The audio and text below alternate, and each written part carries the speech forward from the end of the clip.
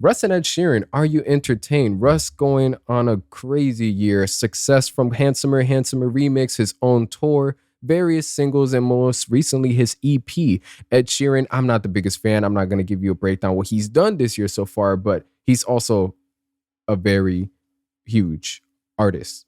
So with this collaboration, sort of coming out of nowhere, if it wasn't for his announcement, even with his announcement, we only had like 3 days to process what was going on. This is major for us on his independent success story. And Ed Sheeran, Russ, what did they bring to the table? Coming in at 2 minutes and 37 seconds with production from Fred again. What a name. I don't know. It just feels like if you would be in the studio and it's like, damn, Fred again? Who let this guy in?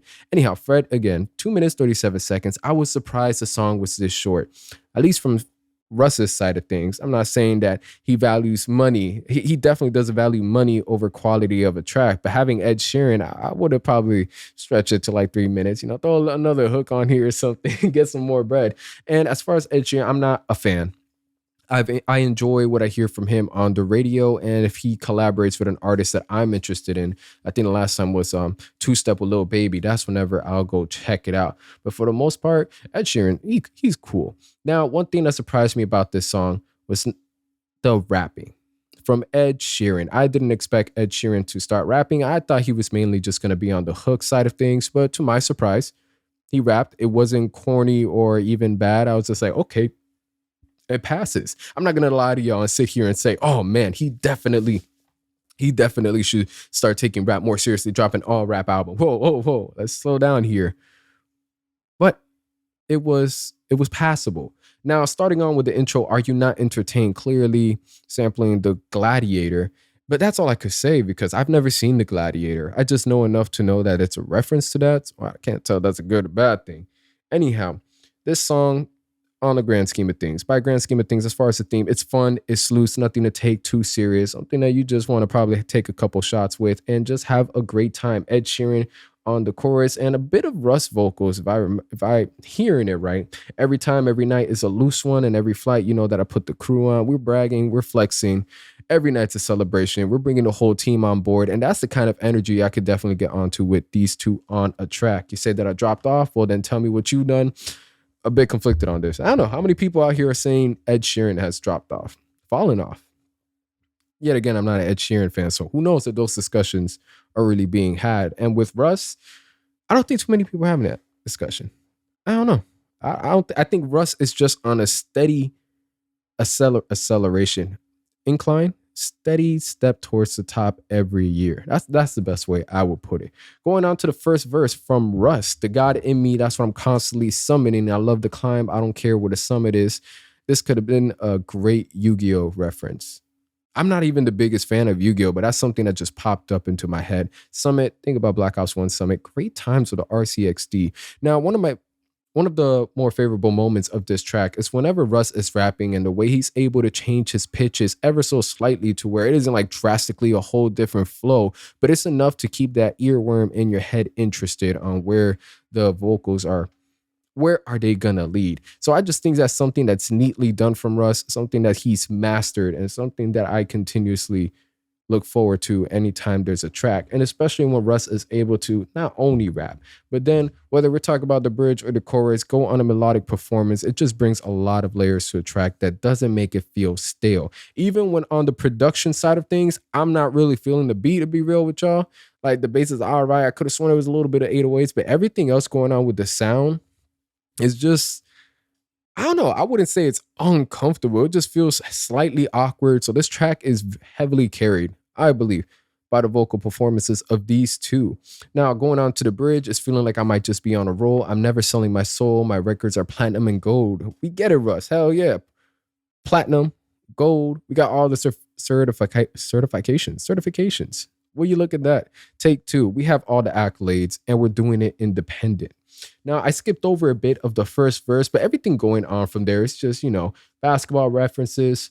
Now I'd be staring it down, trying me, Kyrie, I handle it well. They still taking shots, trying to hand me an L. Listen, Russ, at this point, anybody that's attempting to be a hater, I don't even feel there's enough hate to really channel that energy. I think at this point, if you hate Russ or dislike Russ, you probably just don't like good music.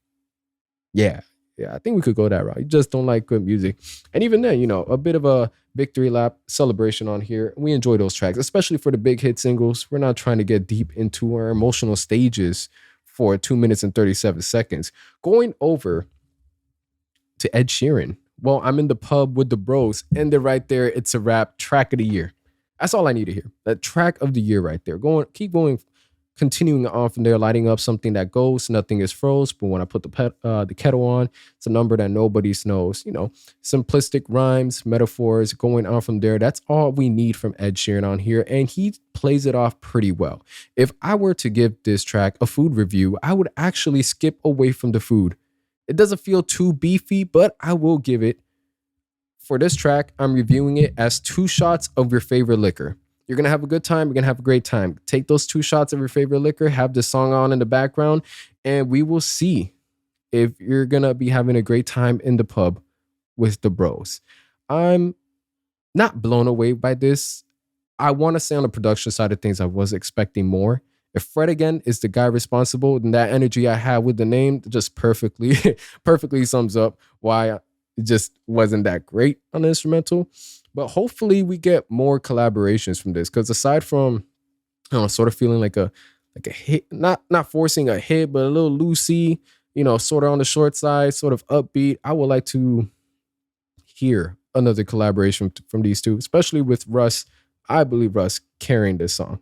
That's it for this video, at least the review portion. One thing that I do want to add on here, I know last minute, is Russ on his humble path, on his independent route.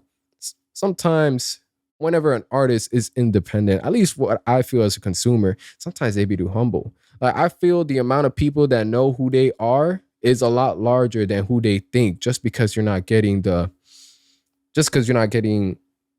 the shouts out or anything publicly. And I think this is a great story that I just want to retell on here on how this all led up. And this was written by Russ.